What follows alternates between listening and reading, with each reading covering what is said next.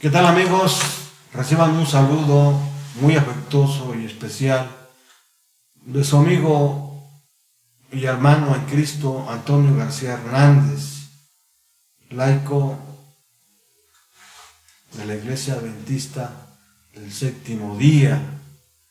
Y en esta ocasión, estimados hermanos, vamos a presentar un tema para reflexionar, ¿verdad? Un tema para reflexionar. Pero antes de hacerlo, como siempre, quiero invitarles para que vayamos en oración y pedamos la dirección del Espíritu Santo. Oremos. Bendito sea nuestro Padre que estás en los cielos. Te alabamos, Padre eterno, y te glorificamos porque solamente tú lo mereces. Y te agradecemos, Padre eterno, porque ciertas son tus obras, rectos son tus caminos y justos son tus juicios. Porque eres un Dios grande en misericordia y tardo para la ira. Porque es un Dios que cada mañana renuevas tu misericordia hacia nosotros. Gracias, Padre eterno, por ese don tan maravilloso que está en Cristo Jesús. Gracias, Padre eterno, por habernos llamado. Gracias, Padre eterno, por haber pagado el precio, ¿sí?, por nuestros pecados. Te rogamos que en esta hora, Padre eterno, que tu Espíritu Santo se mueva y nos habilites con poder y que podamos tener un mensaje de vida y para vida eterna. Quita todo el ruido de nuestra mente, Padre eterno. Perdona nuestras faltas, porque en Cristo Jesús te lo rogamos humildemente. Amén, amén. El tema de esta hora se titula El retorno de Jesús. ¿Cómo? El retorno de Jesús. Panorama general de la profecía. Y quiero decirles que este tema fue extraído de uno de los libros del año de Mark Finley, ¿verdad? En lo personal, a mí me llamó la atención este gran tema por los momentos en que vivimos, ¿verdad? Simplemente el retorno de Cristo, panorama general de la profecía. La visión general de la profecía, es decir, del retorno de nuestro Señor Jesucristo, sin duda nos infunde esperanza. Y Jesús lo describe de este modo. Quiero invitarles para que vayamos a la palabra de Dios, al libro de libros, a la Biblia, al capítulo 14, del Evangelio de Juan, versículo 1 en adelante, hasta el 3. Jesús estando en el aposento alto antes de ir al monte de los olivos, miren lo que les dice a sus apóstoles: no se turbe vuestro corazón. ¿Cuál fue la razón por que Jesús les dijo eso? ¿Estaban turbados los discípulos? Sin duda sí. Habían estado con él poco más de 3 años. Y de repente Jesús les anunció que tendría que ser crucificado, llevado a la cruz por los sacerdotes y príncipes del pueblo judío. Y esa era la razón por la cual ellos estaban turbados. Pero él,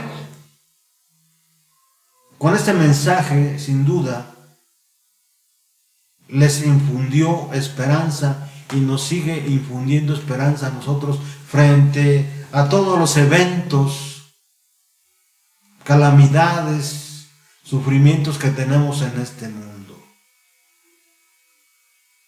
Diciendo, ¿creéis en Dios? Creed también en mí. Creed también en mí.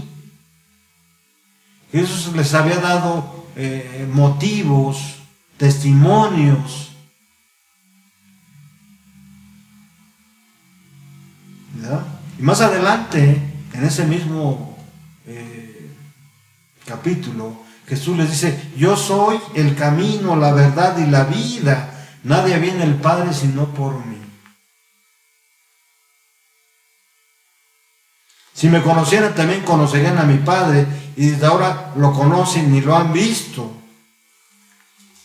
Y no falta por ahí un incrédulo, como Felipe, que le pregunta, Señor, muéstranos al Padre, y con eso nos basta. ¿Y qué le dijo Jesús? Hace tanto tiempo que estoy con ustedes, y tú, Felipe, ¿no me has conocido? El que me ha visto a mí ha visto al Padre. ¿Cómo pues entonces dices, muéstranos al Padre?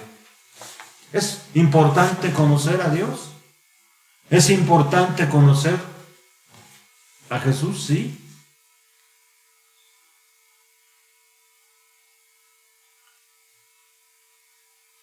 Jesús dice, el Padre y yo somos uno solo, ¿verdad? Pero lo más importante en esta cita, sin duda, es que Jesús promete volver. Miren lo que dice. Y si me fuere, os prepararé lugar y vendré otra vez. Y os tomaré a mí mismo para que donde yo estoy, vosotros también estéis. Puede que haya muchas cosas del futuro que nos gustaría saber. Puede que haya muchas cosas de la profecía que nos gustaría poder explicar. Hay algo más importante que especular acerca de todos los detalles de la profecía. Lo más importante de la profecía es la gloriosa e increíblemente buena noticia de que Jesús viene otra vez. Y yo digo amén. Amén. ¿Por qué? Porque todas las profecías apuntan a Jesús. Su retorno es el centro de toda profecía. Toda la historia avanza hacia un evento colosal, la segunda venida de nuestro Señor. De los 66 libros de la Biblia, hay 2 libros muy importantes que nos ayudan a entender esta profecía, o que nos dan un panorama general de esta profecía, ¿verdad? Nos dan un panorama, pero también nos dan eventos muy singulares que nos ayudan a entender que el tiempo está cerca, ¿verdad? Que muchas de las profecías que fueron anunciadas por los profetas se están cumpliendo. De esos 2 libros, hay 2 libros que nos interesa tener en cuenta.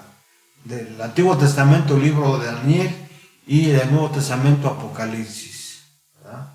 Que se centran especialmente en la culminación de la historia misma, ¿verdad?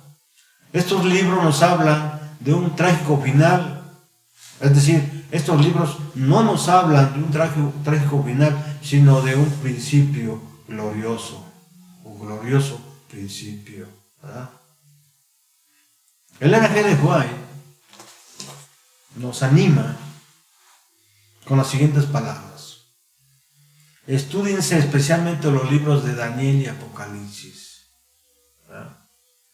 Y nosotros sabemos por la palabra de Dios que Dios no hará nada, ¿verdad?, sin antes revelar sus secretos a sus siervos los profetas, Amós 3:7. Por eso ella, miren lo que dice. Se necesita un estudio mucho más detenido de la palabra de Dios, especialmente Daniel y Apocalipsis deben recibir atención como nunca antes. La luz que Daniel recibió de Dios fue dada especialmente para estos postreros tiempos. Esto viene ahí en Testimonio para los Ministros, páginas 112 y 113 del año 1896, pero también viene en Eventos de los Últimos Días, página 15, versículo 4, ¿verdad? Vamos directamente al libro de Eventos de los Últimos Días, página 15. Página 15.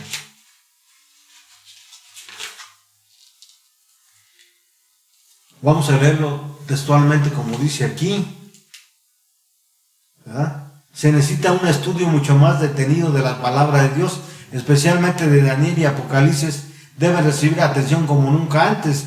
La luz que Daniel recibió de Dios fue dada especialmente para estos postreros días.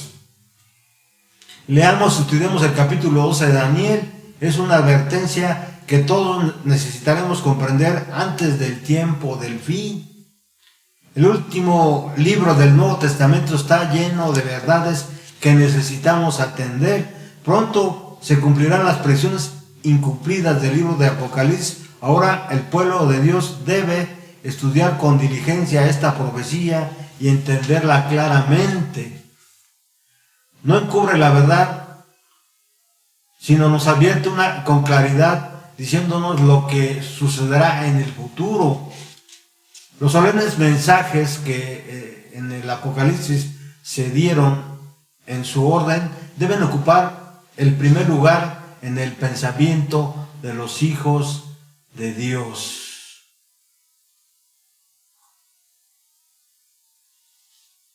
Interesante, ¿no? Interesante estas citas que se encuentran en Eventos de los Últimos Días en la página 15, párrafos 4 y 5, 6 y 7. ¿Ya? El último libro del Nuevo Testamento está lleno de verdades, dice ellas, que necesitamos entender, ¿verdad? Que necesitamos entender. En Daniel y Apocalipsis, los profetas presentan un mundo mejor. Nos ayudan a alargar la mano para tocar el reino de Dios. Nos dan vislumbres de la eternidad. Nos permite tener una imagen general. Daniel y Juan estaban cautivos en países extranjeros cuando escribieron estos libros. En el año 605 a.C., el rey Nabucodonosor de Babilonia atacó y asoló Jerusalén. Nabucodonosor tomó cautivos a un significativo número de jóvenes hebreos. Uno de ellos era Daniel. Juan, el último de los 12 discípulos, también era un cautivo. Fue desterrado por los romanos en la isla de Patmos, cerca de la costa de Grecia. Ambos profetas anticiparon el día en que cesarían el pecado y el sufrimiento, ¿verdad?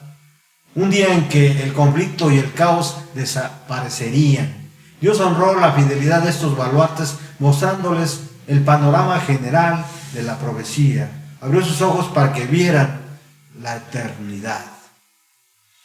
El capítulo 2 de Daniel nos da un futuro con esperanza. Leemos que a través del sueño del rey Nabucodonosor se nos revela a través de diferentes símbolos representados por una estatua hecha por diferentes metales, que significa también diferentes reinos que gobernarían al mundo a lo largo de la historia y hasta antes de la segunda venida de nuestro Señor Jesucristo. Cabe enfatizar que Daniel, como profeta de Dios, hace saber al mundo que Dios es el que da sabiduría y poder a los suyos, de acuerdo al capítulo 2, versículo 20 del libro de Daniel. Muda los tiempos y la edad, quita y pone reyes, revela las cosas profundas y secretas, versículos 21 y 22, y además que estos reinos no reinarían para siempre. Ahora, esos imperios tuvieron auge, pero también vino su caída. Por ejemplo, Babilonia gobernó Oriente Medio y se extendió su dominio hasta una parte del Mediterráneo en el año 605 y hasta 539 a.C., ¿verdad? Y es representado por la cabeza de oro. El imperio medo-persa, representado por el pecho y brazos de plata, su imperio duró desde el año 539 hasta el 331 a.C.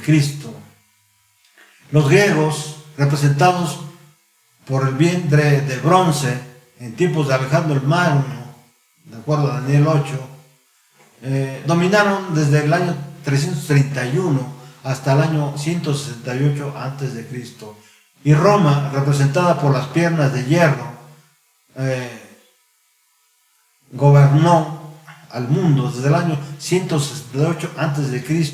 hasta el 351 después de Cristo, ¿verdad? Posteriormente, este reino fue dividido, ¿sí? Y es representado por los pies mezclados de barro y hierro, de acuerdo a Daniel 2:43. Así que la estatua, el oro representa a Babilonia, la plata a Persia, el bronce a Grecia, el hierro a Roma, y el barro a Europa. Y los 10 dedos representan a diferentes formas, o una forma diferente de lo que era Roma imperial, ¿verdad? Y la piedra divina es, sin duda, representa la segunda venida de Jesús, donde vendrá a instaurar su reino, donde se va a establecer el reino de Dios. Y la profecía llega a una culminación extraordinaria. Miren lo que dice Daniel 2:44, y esto es muy interesante. Daniel 2:44.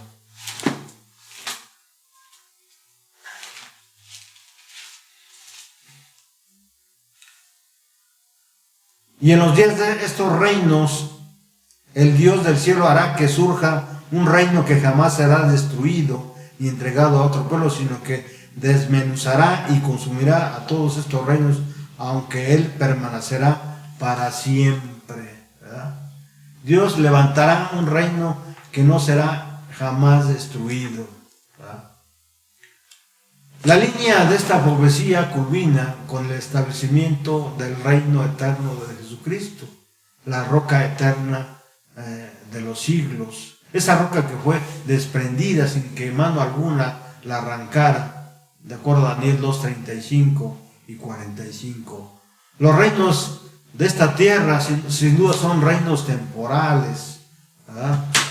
El reino de Dios durará para siempre, así lo describen las profecías de Daniel, y será glorioso, será un glorioso evento culminante en el horizonte, ¿sí? Que es el regreso de nuestro Señor Jesucristo. Y yo digo amén, amén.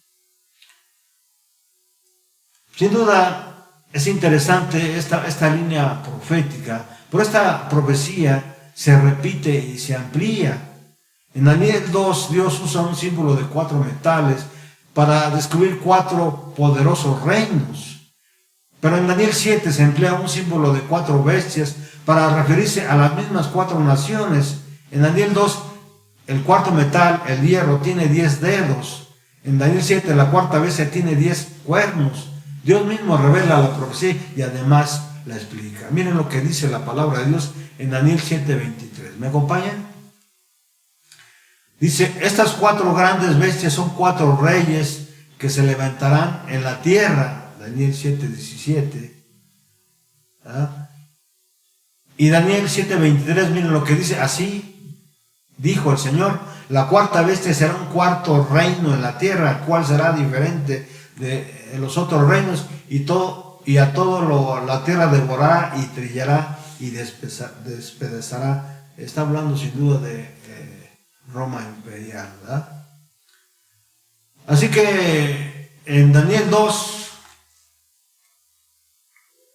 vemos una estatua, en Daniel 7 vemos las bestias.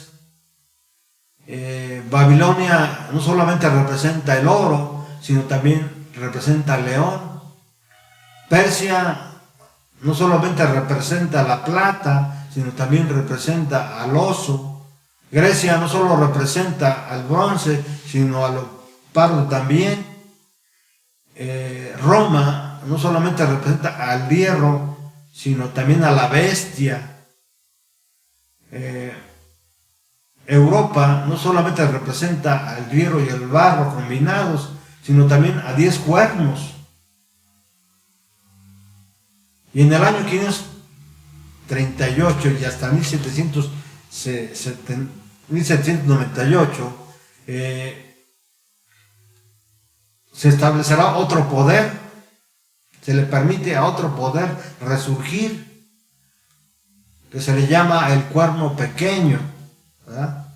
Representados por los 10 dedos de la estatua, ¿verdad? De esos 10 dedos surge ese cuarto, entre esos 10 surge ese cuerno pequeño. Ahora, Dios, como dije, revela y explica. Miren lo que dice la palabra de Dios: y los 10 cuernos significan que de aquel reino se levantarán 10 reyes, y tras ellos se levantará otro, el cual será diferente a los primeros, y a 3 reyes derribará. ¿Verdad? Ese cuerno pequeño, diferente a los demás, como es descrito ahí en Daniel 7, no solamente tratará de cambiar los tiempos y la ley de Dios, sino también derribará a 3 reyes para establecer su poder y su dominio. Y hablará palabras contra el Altísimo, y a los santos del Altísimo quebrantará, ¿verdad? En tiempos de persecución de la iglesia de Roma papal, ¿verdad? Esto sucedió, ¿verdad? Hubo una organización que instituyó, llamada la Santa Inquisición, y persiguió a todos aquellos que eran fieles a Dios. Y no solo eso,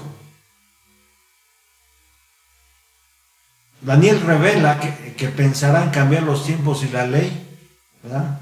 De hecho, esto ya sucedió, y serán entregados en su mano hasta tiempos y medio tiempo, equivalentes en tiempo profético a 1260 años, ¿verdad?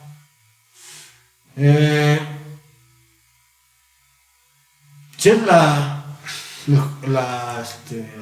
Iglesia Católica, representados por el cuerno pequeño, quien persigue a los santos del Altísimo, los quebrantará y serán entregados en su mano. Se les permitió perseguirlos.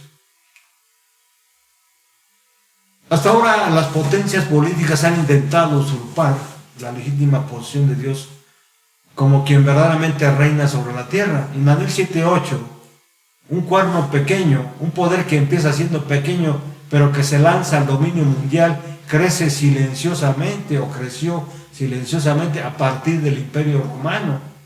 De acuerdo con la profecía, este poder tiene ojos como los de un ser humano, versículo 8, 7:8. Daniel capítulo 7, versículo 8. Los ojos son un símbolo de sabiduría humana, no en la palabra de Dios, y esta última instancia echaría por los suelos la verdad, ¿verdad? Es decir, no interesaría tomar en cuenta la palabra de Dios, ¿verdad? Esta nueva potencia hablaba con mucha arrogancia, de acuerdo a Daniel 7:8, y a los santos quebrantará y pensará en cambiar los tiempos y la ley. Esto ya sucedió, ya se cumplió, ¿verdad? El poder del cuerno pequeño sería diferente a todos los demás, versículo 23, Daniel 7. Poderes políticos mencionados en este capítulo, no solamente era un poder político, sino también religioso. Indica esta profecía que esta potencia no es solamente política, sino también religiosa, o al revés, no solamente religiosa, sino también política, de acuerdo a los versículos 24 y 25 de Daniel 7. En la Edad Media surge un sistema político religioso que trata de usurpar la autoridad de Dios, cambiando la ley divina. Ya enfatizamos que se trata del cuerno pequeño. Ya enfatizamos que el cuerno pequeño y la iglesia o Roma papal es a la que se refiere Daniel 7, ¿verdad? La respuesta de Dios al desafío del cuerno pequeño es el juicio final, ¿verdad? Ahí en los versículos 21 y 22 que quiero leer con ustedes rápidamente, ¿verdad? Daniel 7, versículos 7.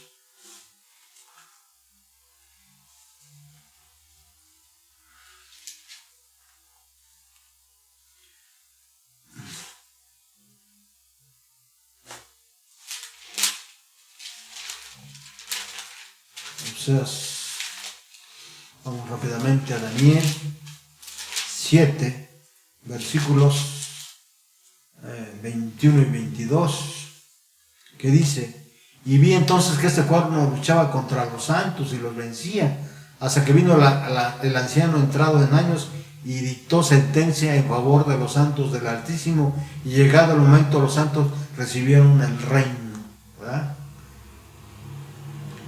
El versículo 24 y 25 dice: y los 10 cuernos significan que de aquel reino surgirán 10 reyes, y después de ellos surgirá otro rey diferente de los primeros, que derribará a 3 reyes, ¿verdad? A 3 reyes. De esos 10 cuernos, de esos 10 dedos que se muestran en Daniel 2, surgen 10 cuernos.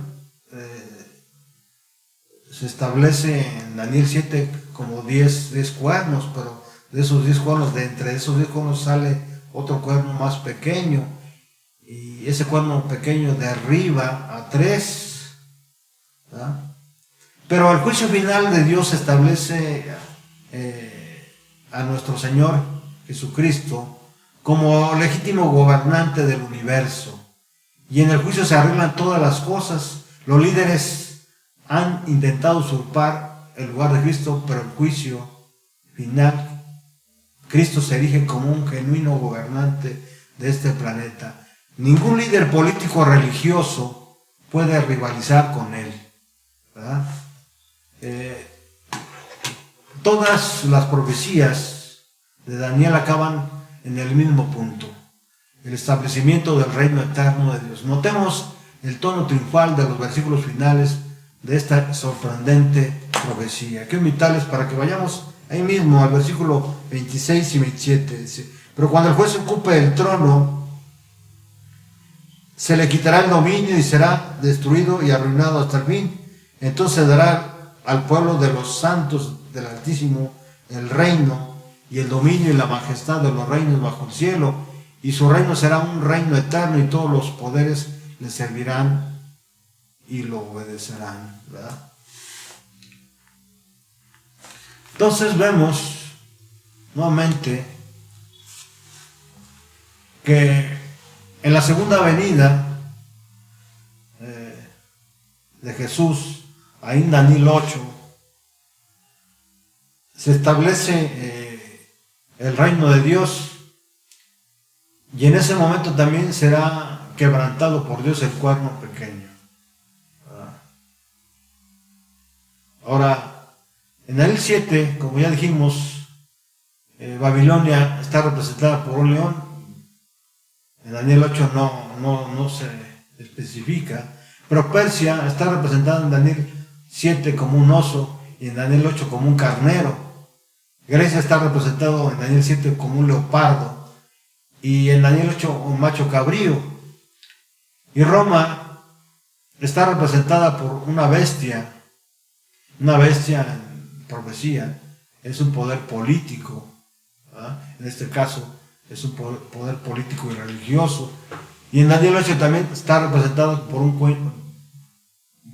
cuerno pequeño.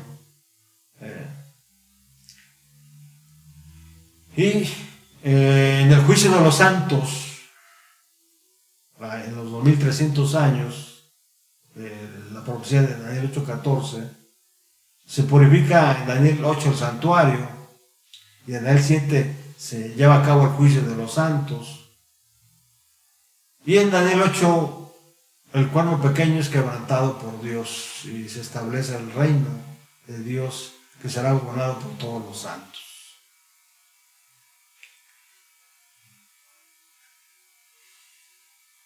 Mientras los reinos de la tierra se derrumban, el reino de Dios dura para siempre. Las profecías de Daniel tienen un tema central, un objeto de atención claro y singular: el triunfo del reino eterno de Dios al regreso de nuestro Señor Jesucristo. Esto es cierto en las 4 grandes líneas proféticas de Daniel 2, 7, 8 y 11.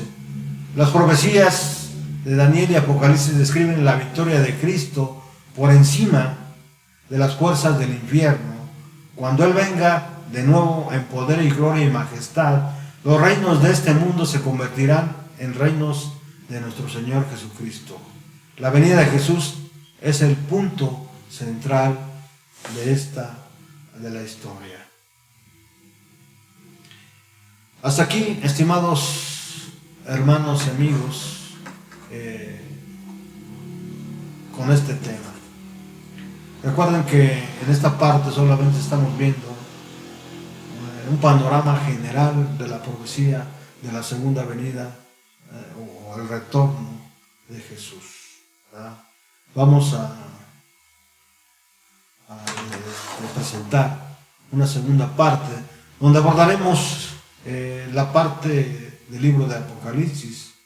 Quiero invitarles para que nos puedan acompañar, puedan estar con nosotros y podamos seguir estudiando y abriendo la palabra de Dios, Dios mediante. Que el Señor los bendiga. Hasta pronto.